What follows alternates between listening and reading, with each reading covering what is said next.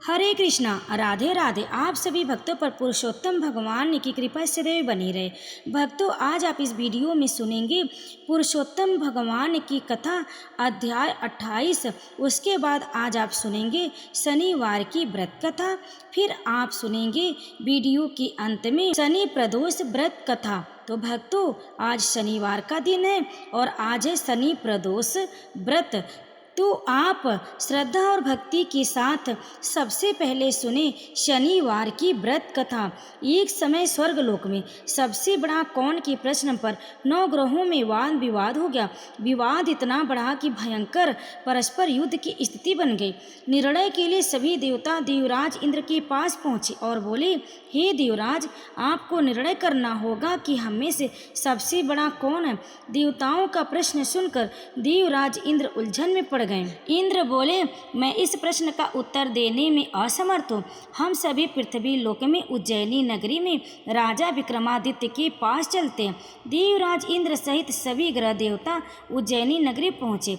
महल में पहुंचकर जब देवताओं ने उनसे अपना प्रश्न पूछा तो राजा विक्रमादित्य भी कुछ देर के लिए परेशान हो उठे, क्योंकि सभी देवता अपनी अपनी शक्तियों के कारण महान थे। किसी को भी छोटा या बड़ा कह देने से उनके क्रोध के प्रकोप से भयंकर हानि पहुंच सकती थी। अचानक राजा विक्रमादित्य को एक उपाय सूझा और उन्होंने विभिन्न धातुओं स्वर्ण, रजत, चांदी, कांसा, ताम्र, तांबा, सीसा, रांगा, जस्ता, अभ्रक व लोहे के 9 आसन बनवाए। धातुओं के गुणों के अनुसार सभी आसनों को एक दूसरे के पीछे रखवा कर उन्होंने देवताओं को अपने अपने सिंहासन पर बैठने को कहा। देवताओं के बैठने के बाद राजा विक्रमादित्य ने कहा, आपका निर्णय तो स्वयं हो गया। जो सबसे पहले सिंहासन पर विराजमान है वही सबसे बड़ा है।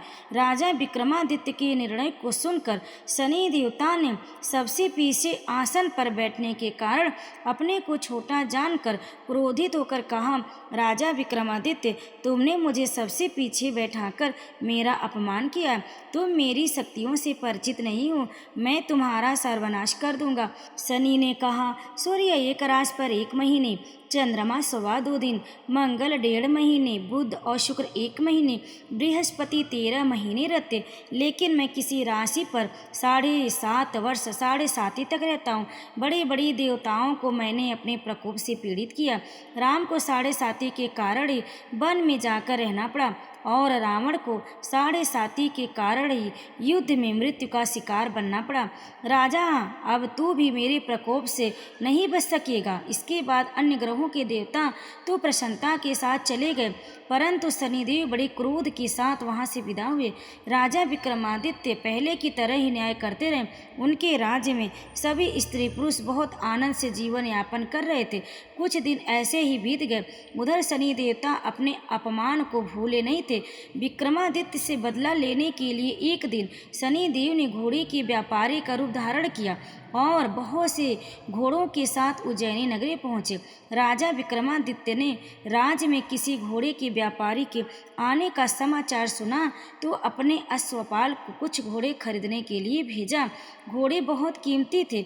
अश्वपाल ने जब वापस लौटकर इस संबंध में बताया तो राजा विक्रमादित्य ने स्वयं आकर एक सुंदर व शक्तिशाली घोड़े को पसंद किया। घोड़े की चाल देखने के लिए राजा उस घोड़े पर सवार हुए तो वह घोड़ा बिजली की गति से दौड़ पड़ा। तेजी से दौड़ता घोड़ा राजा को दूर एक जंगल में ले गया और फिर राजा को वहां गिराकर जंगल में कहीं गायब हो गया। राजा अपने नगर को लौटने के लिए जंगल में भटकने लगा, लेकिन उन्हें लौटने का कोई रास्ता नहीं मिला। राजा को भूख प्यास लग आई। बहुत घूमने पर उसे एक चरवाहा मिला। राजा ने उससे पानी मांगा। पानी पीकर राजा ने उस चरवाहे को अपनी अंगूठी दे दी। फिर उससे रास्ता पूछकर वह जंगल से निकलकर पास के नगर में पहुंचा। राजा ने एक सेठ की दुकान पर बैठकर कुछ देर आराम किया। उस सेठ ने राजा से बातचीत की तो राजा ने बताया कि मैं उज्जैनी नगरी से आया हूँ। राजा के कुछ देर दुकान पर बैठने से सेठ जी की बहुत बिक्री हुई। सेठ ने राजा को बहुत भाग्यवान समझा और खुश होकर उसे अपने घर भोजन के लिए ले गया। सेठ के घर में सोने का एक हार खूंटी पर लटका हुआ था। राजा को उस कमरे में छोड़कर सेठ कुछ देर के लिए बाहर गया। तभी एक एक आश्चर्यजनक घटना घटी। राजा के देखते देखते सोने की उस हार को फूटी निगल गई। सेठ ने कमरे में लौटकर हार को गायब देखा तो चोरी का संदेह राजा पर ही किया, क्योंकि उस कमरे में राजा ही अकेला बैठा था। सेठ ने अपने नौकरों से कहा कि इस परदेसी को रस्सियों से बांधकर नगर के राजा के पास ले चलो। राजा ने विक्रमादित्य से हार के बारे में पूछा तो उसने बताया कि उसके देखते ही देखते खूंटी ने हार को निगल लिया था। इस पर राजा ने क्रोधित होकर चोरी करने के अपराध में विक्रमादित्य के हाथ पांव काटने का आदेश दे दिया। राजा विक्रमादित्य के हाथ पांव काटकर उसे नगर की सड़क पर छोड़ दिया गया। कुछ दिन बाद एक तेली उसे उठाकर अपने घर ले गया और उसे अपने कोल्हू पर बैठा दिया। राजा आवाज देकर बैलों को हाँकता रहता। इस तरह तेली का बैल चलता रहा और राजा को भोजन मिलता रहा। शनि के प्रकोप की 7.5 पूरी होने पर वर्षा ऋतु प्रारंभ हुई। राजा विक्रमादित्य एक रात मेघ मल्हार गा रहा था कि तभी नगर की राजा की लड़की राजकुमारी मोहिनी रथ पर सवार उस तेली के घर के पास से गुजरी। उसने मेघ मल्हार सुना तो उसे बहुत अच्छा लगा और दासी को भेज कर गाने वाले को बुला लाने को कहा। दासी ने लौटकर राजकुमारी को अपंग राजा के बारे में सब कुछ बता दिया। राजकुमारी उसकी मेघ मल्हार से बहुत मोहित हुई, अतः उसने सब कुछ जानकर भी अपंग राजा से विवाह करने का निश्चय कर लिया। राजकुमारी ने अपने माता पिता से जब यह बात कही तो वे हैरान रह गए।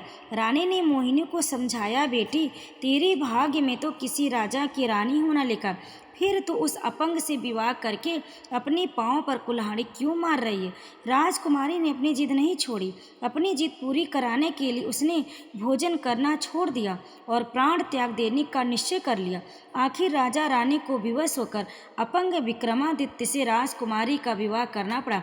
विवाह के बाद राजा विक्रमादित्य और राजकुमारी तेली के घर में रहने लगे। उसी रात स्वप्न में शनिदेव ने राजा से कहा, राजा तुमने मेरा प्रकोप देख लिया, मैंने तुम्हें अपने अपमान का दंड दिया। राजा ने शनिदेव से क्षमा करने को कहा और प्रार्थना की कि हे शनिदेव, आपने जितना दुख मुझे दिया है अन्य किसी को न देना। शनिदेव ने कुछ सोचकर कहा, राजा मैं तुम्हारी प्रार्थना स्वीकार करता हूँ। जो कोई स्त्री पुरुष मेरी पूजा करेगा, शनिवार को व्रत करके मेरी व्रत कथा सुनेगा, उस पर मेरी अनुकंपा बनी रहेगी। प्रातःकाल राजा विक्रमादित्य की नींद खुली तो अपने हाथ पांव देखकर राजा को बहुत खुशी हुई। उसने मन ही मन शनिदेव को प्रणाम किया। राजकुमारी भी राजा के हाथ पांव सही सलामत देखकर आश्चर्य में डूब गई। तब राजा विक्रमादित्य ने अपना परिचय देते हुए शनिदेव के प्रकोप की सारी कहानी सुनाई। सेठ को जब इस बात का पता चला तो दौड़ता हुआ तेली के घर पहुंचा और राजा के चरणों में गिरकर क्षमा मांगने लगा। राजा ने उसे क्षमा कर दिया क्योंकि यह सब तो शनिदेव के प्रकोप के कारण हुआ था। सेठ राजा को अपने घर ले गए और उसे भोजन कराया। भोजन करते समय वहां एक आश्चर्यजनक घटना घटी। सबके देखते ही देखते उस खूंटी ने हार उगल दिया। सेठ ने अपनी बेटी का विवाह भी राजा के साथ कर दिया और बहुत से स्वर्ण आभूषण धन आदि देकर राजा को विदा किया। राजा विक्रमादित्य राजकुमारी मोहिनी और सेठ की बेटी के साथ उज्जैनी पहुँचे तो नगरवासियों ने हर्ष से उनका स्वागत किया। अगले दिन राजा विक्रमादित्य ने पूरे राज्य में घोषणा कराई कि शनिदेव सब देवों में सर्वश्रेष्ठ है। प्रत्येक स्त्री पुरुष शनिवार को उनका व्रत करे और व्रत कथा अवश्य सुने। राजा विक्रमादित्य की घोषणा से शनिदेव बहुत प्रसन्न हुए। शनिवार का व्रत करने और व्रत कथा सुनने के कारण सभी लोगों की मनोकामनाएं शनिदेव की अनुकंपा से पूरी होने लगी। सभी लोग आनंद पूर्वक रहने लगे।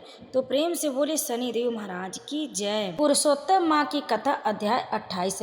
श्री नारायण बोले, चित्रगुप्त धर्मराज के वचन को सुनकर अपने योद्धाओं से बोले, यह कदर्य प्रथम बहुत समय तक अत्यंत लोभ से ग्रस्त हुआ, बाद में चोरी करना शुरू किया। इसलिए यह प्रथम प्रेत शरीर को प्राप्त कर बाद में वानर शरीर में जाए, तब हम इसको बहुत सी नरक यातना देंगे। हे वटलोक, यमराज के गृह में यही क्रम श्रेष्ठ है। इस प्रकार चित्रगुप्त से आज्ञा प्राप्त होने पर भयंकर वट लोगों ने चित्रगुप्त की आज्ञा अनुसार शीघ्र वैसा ही किया और उस ब्राह्मण को पीटते हुए प्रथम प्रेत शरीर में करके फल रहित वन में रखा। वह ब्राह्मण प्रेत योनि को प्राप्त कर उस निर्जन गहन वन में क्षुधा तृषा से अत्यंत व्याकुल होकर भ्रमण करने लगा। प्रेत योनि में होने वाले दुख को भोग कर बाद में फलों की चोरी करने से होने वाली वानर योनि को गया। सुंदर शीतल जल को छाया तथा फल पुष्प से युक्त जम्बू खंड के मनोहर सुंदर कालजोर पर्वत पर वहाँ इंद्र से बनाया हुआ उत्तम कुंड है। मानसरोवर के समान पवित्र सत्पुरुषों से सेवित पापों का नाश करने वाला देवताओं को भी दुर्लभ मृग तीर्थ नाम से प्रसिद्ध था, जिसमें श्राद्ध करने से पितरलोग सद्गति को चले जाते हैं। वहाँ पर देवता लोक दैत्यों के भय से मृग होकर निरंतर निर्भय स्नान करने लगे, इसलिए विद्वान लोग उस कुंड को मृग तीर्थ कहते हैं। मनुष्य शरीर को प्राप्त कर यह ब्राह्मण वहाँ पर फलों की चोरी करने के पाप से प्रथम वानर शरीर को प्राप्त हुआ। नारद मुनि बोले, त्रैलोक्य को पवित्र करने वाले रमणीक तीर्थ में पाप कोटि से युक्त वह दुष्ट वानर कैसे वास करता हुआ? हे नाथ, हे तपोधन, मेरे मन के संदेह को काटो, क्योंकि आपके समान गुरुजनों का अपने शिष्यों के विषय में कभी भी गोप्य नहीं होता। सूत जी बोले, हे विप्रलोक, इस प्रकार नारद मुनि से प्रेरित होने पर अत्यंत प्रसन्न तपोनिधि नारायण भगवान नारद मुनि का सत्कार करते हुए बोले। श्री नारायण बोले, कोई चित्रकुंडल नाम का महान वैश्य था। पतिव्रत धर्म से परायण तारिका नाम की उस वैश्य की स्त्री थी। उन दोनों ने भक्ति से पवित्र श्री पुरुषोत्तम मास का व्रत किया। जब श्री पुरुषोत्तम मास का व्रत करते उन दोनों का श्री पुरुषोत्तम मास बीत गया। अंतिम वाले दिन के आने पर स्त्री के साथ हर्ष से युक्त श्रद्धा पूर्वक चित्रकुंडल ने उद्यापन किया। पुरुषोत्तम मास के उद्यापन विधि करने के लिए वेद और वेदांग को जानने वाले गुड़ी रहित स्त्री सहित ब्राह्मणों को बुलाया। हे नारद, गुड़ी स्त्री सहित ब्राह्मणों को बुलाया। हे नारद, वहाँ पर धन की लोभ से कदर्य भी आया। उद्यापन विधि के पूर्ण होने पर चित्रकुंडल ने बहुत बड़ी दानों से उन सपत्नीक ब्राह्मणों को प्रसन्न किया। उन समस्त ब्राह्मणों के प्रसन्न होने पर भूयसी दक्षिणा को दिया।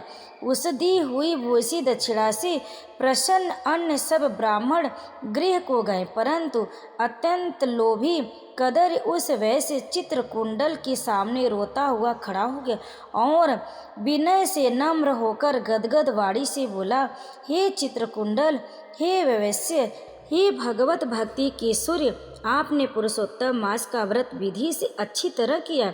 इस तरह पृथ्वी तल में कहीं पर किसी ने नहीं किया। आप कृतार्थ हो, सर्वथा भाग्यवान हो, जो तुमने परम भक्ति से पुरुषोत्तम भगवान का सेवन किया। तुम्हारे पिता धन्य हैं और तुम्हारी पतिव्रता माता धन्य, जिन दोनों ने तुम्हारे समान हरिवल्लभ पुत्र को पैदा किया। यह पुरुषोत्तम मास धन्य से भी धन्य है, जिसके सेवन से मनुष्य इस लोक के और परलोक के फल को प्राप्त करता है। हे विशापते, तुम्हारी इस पूजा को देखकर मैं चकित हो गया। अहो, तुमने बहुत बड़ा काम किया, इसमें संदेह नहीं है। हर्ष से दूसरे ब्राह्मणों को भी बहुत सा धन दिया। हे भूरिद, भाग्यहीन, मेरे लिए क्यों नहीं देते हो? इस प्रकार कदरी के कहने पर चित्रकुंडल वैश्य ने कदर्य को धन दिया। कदर्य ने धन को लेकर प्रसन्नता से उसको जमीन में गाड़ दिया। वहाँ पर कदर्य ने श्री पुरुषोत्तम की बड़ी पूजा देखी और धन के लोभ से पुरुषोत्तम मास की प्रशंसा की। पूजा के दर्शन महात्म्य से, पुरुषोत्तम भगवान की स्तुति से तथा धन का लोभ होने पर भी मृग तीर्थ को आया। सूत जी बोले, दर्शन से, स्तुति से, धन के लोभ करने से भी दुष्ट वानर को उत्तम तीर्थ का सेवन हुआ। हे द्विज लोग, श्रद्धा से आदर पूर्वक पुरुषोत्तम देव की दर्शन और स्तुति में तत्पर सपत्नी के पुण्य का क्या कहना।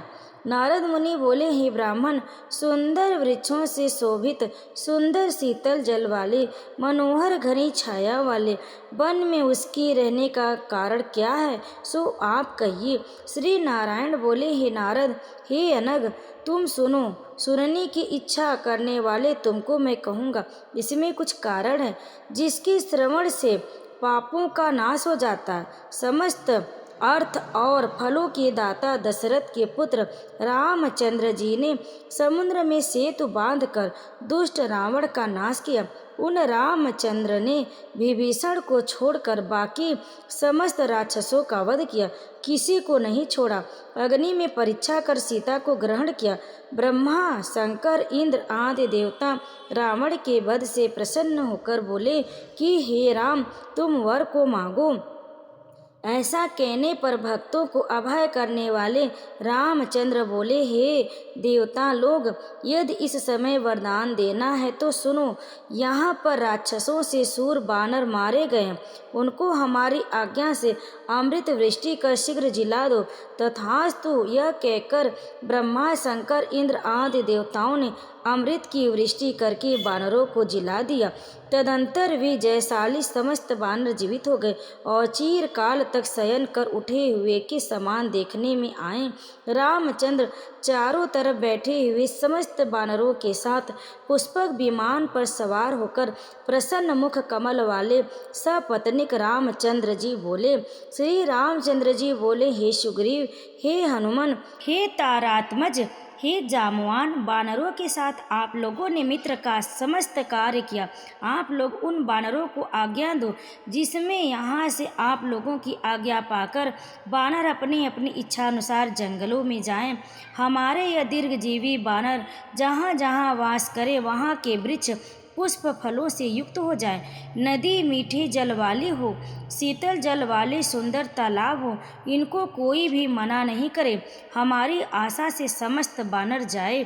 इसलिए रामचंद्र के प्रभाव से जहाँ बानर जात के लोग वास करते हैं वहाँ वन के मीठे जल वाली नदी और सुंदर तालाब होते हैं। पुष्प पत्र से युक्त सुंदर फलों वाले बहुत से वृक्ष हैं, परंतु अदृष्ट से होने वाले पूर्व जन्म के सुख दुख जहाँ जहाँ प्राणी निवास करता है वहाँ वहाँ अवश्य जाते हैं, क्योंकि बिना भोगे कर्म का नाश नहीं है। ऐसी वेद की आज्ञा है। श्री नारायण बोले, फिर वहाँ पर यह लालची बानर पर्वत के समान बढ़ता हुआ भूख प्यास से युक्त पीड़ित वन में विचरण करने लगा। उसके मुख में पित्त के प्रकोप से पीड़ा उत्पन्न हुई, जो उसका जन्म का रोग था। जिस पीड़ा से मुख के घावों से दिन रात रुधिर बहा करता था, अत्यंत पीड़ा के कारण कुछ भी भोजन नहीं करता था और वह बानर चंचलतावश वृक्षों में से उत्तम फलों को तोड़कर मुख के पास ले जाकर बहुत से फलों को जमीन में गिरा दिया करता था। वहाँ बानर पीड़ा के कारण कहीं भी एक स्थान पर बैठने में असमर्थ था। एक वृक्ष से दूसरे वृक्ष पर जाता हुआ मृत्यु को सुख देने वाला मानने लगा। किसी समय पृथ्वी पर गिर पड़ा और अत्यंत दुखित हो विलाप करने लगा। शरीर के टूट जाने से जलहीन मछली के समान तड़फड़ाता हुआ रोदन करने लगा। शिथिल शरीर वाला, गलित मुख वाला वह बानर भूख प्यास से पीड़ित हो गया। उसके समस्त दांत मुख रोग से पीड़ित होकर गिर गए। पूर्व जन्म के कृत पाप से इस तरह दुख को प्राप्त हुआ। इस प्रकार नित्य प्रति निराहार रहते हुए बानर को देव युग से श्री पुरुषोत्तम मास आया। उस पुरुषोत्तम मास में भी उसी प्रकार शीतवान आदि से पीड़ित रहा। किसी समय बहुल पक्ष में गहन वन में विचरण करता हुआ प्यासा बानर कुंड के पास पहुँचने पर भी जलपान करने को समर्थ नहीं हुआ। भूख से युक्त भी चपलता से वहाँ ऊंचे वृक्ष के ऊपर चढ़ गया। एक वृक्ष से दूसरे वृक्ष पर जाते हुए उसके बीच में एक कुंड आ पड़ा। बहुत दिनों से निराहार, शिथिल इंद्रिय और जर्जर शरीर वाला, निर्बल शिथिल प्राण वाला कुंड के तट भाग में आया। इस प्रकार दशमी तिथि से 4 दिन तक बानर को श्री पुरुषोत्तम मास में उस कुंड में लोटपोट करते बीत गए। 5वें दिन के आने पर मध्याह्न काल में उस तीर्थ में जल से भीगा शरीर वाला बानर प्राण से रहित होकर गिर गया और वह उस देह को त्याग कर पापों से रहित होकर तत्काल दिव्य आभूषणों से भूषित दिव्य देह को प्राप्त किया, जो कि नील कमल की दल के समान श्याम वर्ण, करोड़ों कामदेव के समान सुंदर चमकते हुए, रत्नों से जटित किरीटधारी, सुंदर शोभायमान, मत्स्य कुंडल वाला, शोभायमान, पवित्र पीत वस्त्रधारी, कमर में रत्नों से जटित मेखला वाला, शोभायमान, बाजूबंद कंकड़ अंगूठी हार से शोभित, नील वर्ण के टेढ़े चिकने वालों से आवृत सुंदर मुख था। उसी समय शीघ्र वहां वैष्णव से युक्त विमान आया, जिसमें भेरी, मृदंग, पटह, वेणु, वीणा का महान शब्द हो रहा है और दिव्यांगनाओं का नाच हो रहा है, गंधर्व किन्नर की सुंदर गान हो रहे हैं। ऐसे उस विमान को महाभाग दिव्य देहधारी बानर देखकर अत्यंत विस्मित को प्राप्त हो कहने लगा कि पातकी, मेरे को यह सुख कैसे हुआ? यह विमान सुख बड़ी पुण्यात्मा को ही होना उचित है। इसके बाद कोई दिव्यांगना उसके ऊपर चंद्रमा के समान श्वेत छत्र को धारण करती हुई, कोई दो अप्सराएं हर्ष से उसको दोनों तरफ चामर को डुला रही हैं, कोई पान हाथ में लिए खड़ी हैं और उसके सामने अप्सराएं नाच रही हैं, कोई गंगा जल से भरी हुई झाड़ी को लिए खड़ी हैं, कोई उसके सामने खड़ी गाने बजाने से तत्पर। इस प्रकार उस वैभव को देखकर चित्र में बने हुए के समान निश्चल हो गया। यह क्या है? मुझ दुष्ट पातकी को किस पुण्य से यह सब प्राप्त हुआ? मेरा कुछ भी पुण्य नहीं है जिसमें मैं हरि भगवान के परम पद को जाऊं। श्री नारायण बोले। इस प्रकार तर्क करते हुए कदर ने सुख का बहुत बड़ा खजाना दिव्य विमान को सामने देखकर आश्चर्य किया। बाद में हरि भट्टों ने उस कदर का हार्दिक अभिप्राय जानकर उसके सामने विनय पूर्वक हाथ जोड़कर उसके चरणों में नमस्कार कर बानर शरीर को त्यागते हुए उस कदर को सुंदर वचन कहा। जय श्री हरि। भक्तों, इसकी आगे की कथा आप अगले अध्याय में अवश्य सुने। अब आइए सुनते हैं शनि प्रदोष व्रत कथा। प्राचीन काल में एक नगर में सेठ थे। सेठ जी के घर में हर प्रकार की सुख सुविधाएं थी, लेकिन संतान नहीं होने के कारण सेठ और सेठानी हमेशा दुखी रहते थे। काफ़ी सोच विचार करके सेठ जी ने अपना काम नौकरों को सौंप दिया और खुद सेठानी के साथ तीर्थ यात्रा पर निकल पड़े। अपने नगर के बाहर निकलने पर उन्हें एक साधु मिले जो ध्यान मग्न बैठे थे। सेठ जी ने सोचा क्यों न साधु से आशीर्वाद लेकर आगे की यात्रा की जाए। सेठ और सेठानी साधु के निकट बैठ गए। साधु ने जब आंखें खोली तो उन्हें ज्ञात हुआ कि सेठ और सेठानी काफ़ी समय से आशीर्वाद की प्रतीक्षा में बैठे हैं। साधु ने सेठ और सेठानी से कहा कि मैं तुम्हारा दुख जानता हूँ, तुम शनि प्रदोष व्रत करो जिससे तुम्हें संतान सुख प्राप्त होगा। साधु ने सेठ सेठानी प्रदोष व्रत की विधि बताई और शंकर भगवान की निम्न वंदना बताई। हे रुद्रदेव शिव नमस्कार, शिव शंकर जगत गुरु नमस्कार, हे नीलकंठ सुर नमस्कार, शशि मौली चंद्र सुख नमस्कार, हे उमाकांत सुधी नमस्कार, उग्र तत्व रूप मन नमस्कार, ईशान ईश प्रभु नमस्कार, विश्वेश्वर प्रभु शिव नमस्कार। दोनों साधु ने आशीर्वाद लेकर तीर्थ यात्रा के लिए आगे चल पड़े। तीर्थ यात्रा से लौटने के बाद सेठ और सेठानी ने मिलकर शनि प्रदोष व्रत किया, जिसके प्रभाव से उनके घर एक सुंदर पुत्र का जन्म हुआ और खुशियों से उनका जीवन भर गया। तो प्रेम से बोलिए भगवान शिव की जय, शनि देव महाराज की जय। भक्तों, अब आइए सुनते हैं प्रदोष व्रत कथा। प्राचीन काल में एक विधवा ब्राह्मणी अपने पुत्र को लेकर भिक्षा लेने जाती और संध्या को लौटती थी। एक दिन जब वह भिक्षा लेकर लौट रही थी तो उसे नदी किनारे एक सुंदर बालक दिखाई दिया जो विदर्भ देश का राजकुमार धर्मगुप्त था। शत्रुओं ने इसके पिता को मारकर उसका राज्य हड़प लिया था। उसकी माता की मृत्यु भी अकाल हुई थी। ब्राह्मणी ने उस बालक को अपना लिया और उसका लालन पालन किया। कुछ समय पश्चात ब्राह्मणी दोनों बालकों के साथ देवयोग से देव मंदिर गई। वहाँ उनकी भेंट ऋषि सांडिल्य से हुई। ऋषि सांडिल्य ने ब्राह्मणी को बताया कि जो बालक उन्हें मिला है वह विदर्भ देश के राजा का पुत्र है, जो युद्ध में मारे गए थे, और उनकी माता को ग्राह ने अपना भोजन बना लिया था। ऋषि सांडिल्य ने ब्राह्मणी को प्रदोष व्रत करने की सलाह दी। ऋषि आज्ञा से दोनों बालकों ने भी प्रदोष व्रत करना शुरू किया, और एक दिन दोनों बालक वन में घूम रहे थे। तभी उन्हें कुछ गंधर्व कन्याएं नजर आई।